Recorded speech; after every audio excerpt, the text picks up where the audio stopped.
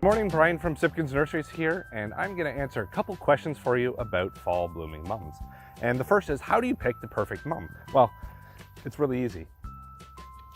I got it. This week, it's September, middle of September right now, and if you pick a mum at this stage here, you'll almost always get 5 to 6 weeks out of it in terms of having very beautiful color, and that will get you past your Thanksgiving Day parties and give you a really beautiful splash of color to get you through. Sometimes at this stage, they'll even last right till the end of October when you're thinking about, maybe Christmas.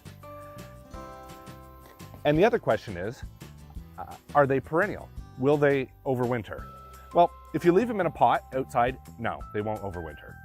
If you plant them in the garden right away when you get them home and you fertilize it and you mulch it heavily over the winter, then the plant has the opportunity to develop underground shoots, and the odds of overwintering it, if you really baby it, is really, really high, sometimes over 90%, and that is good for almost every color that you see here.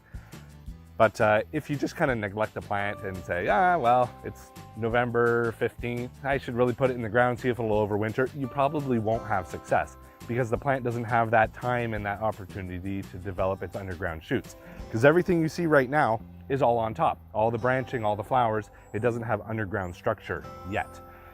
Now, if you said, I really want to save it, it's November 15th, well, put it into your garage, keep it watered over winter, and chances are you will see it start to send up little sprouts from the root ball come spring. And at that point in time, plant it in your garden and they're good to go.